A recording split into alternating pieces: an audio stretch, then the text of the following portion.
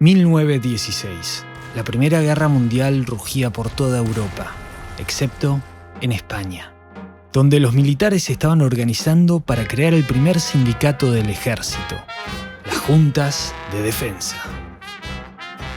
La neutralidad española había traído grandes beneficios para la burguesía de España, ya que podían vender sus productos a precios abultados a los países en guerra.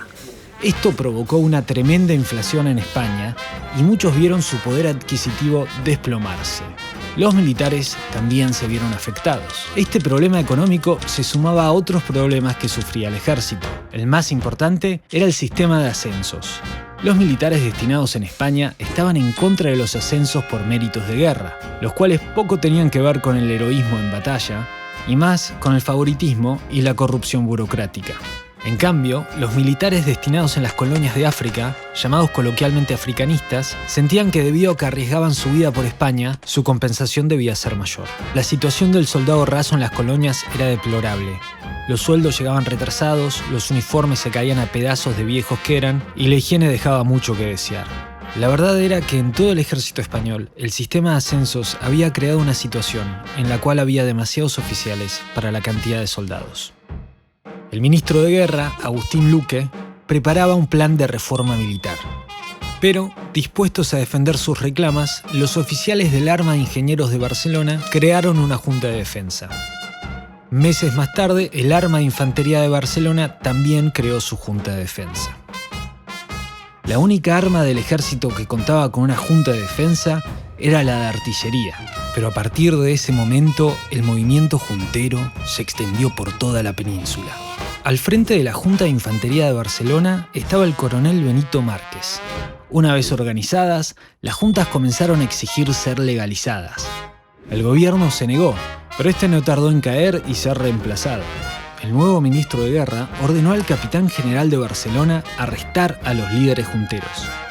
Estos fueron enviados al castillo de Montjuïc.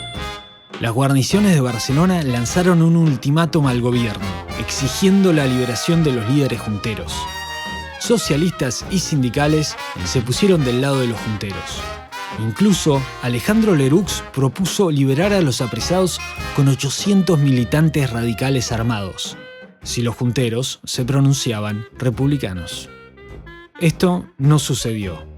En cambio, el rey Alfonso XIII intervino y se puso del lado de los militares. El gobierno no tuvo más opción que liberar a los junteros y dimitir. El siguiente gobierno, liderado por Eduardo Dato, aprobó el reglamento de las juntas de defensa y comenzó a negociar con ellas un plan de reforma. En medio de las negociaciones, el ejército no titubeó en salir a la calle a reprimir a los manifestantes durante la huelga general de agosto de 1917. Luego de la huelga general, el rey obligó a Dato a dimitir y volvió al frente del gobierno García Prieto, pero con un nuevo ministro de guerra, Juan de la Cierva. En octubre de ese año, las juntas se reunieron para crear una junta central. Benito Márquez fue elegido como cabeza de la corporación militar. A todo esto, se empezaron a formar las juntas de defensa de clase de tropas. Las autoridades se preocuparon. Temían que ocurriera lo que sucedía en Rusia, que los soldados rasos se unieran a la lucha de los obreros. Las juntas de defensa de oficiales intentaron disuadir la creación de una junta central de clase de tropas. No tuvieron éxito. Una vez formada, esta presentó las demandas de las tropas al ministro de Guerra, y este, enfurecido por lo que pedían, ordenó que sean disueltas. Los soldados acataron la orden sin rechistar. Pero el gobierno no consiguió disolver a las juntas de defensa de oficiales, y en junio de 1918 se aprobó la Ley de Bases para la Reorganización del Ejército, la cual nunca se implementó de forma completa o correcta. Benito Márquez sería expulsado del ejército meses más tarde. Gobierno tras gobierno, las juntas presionaron por más reformas que las beneficien, intentando influenciar en las medidas que tomaba el gobierno, agregando más conflicto en esos tiempos convulsos.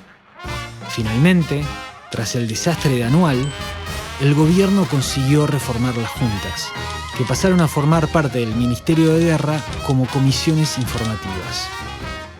Y a finales de año, las Cortes hicieron ley la disolución de las comisiones.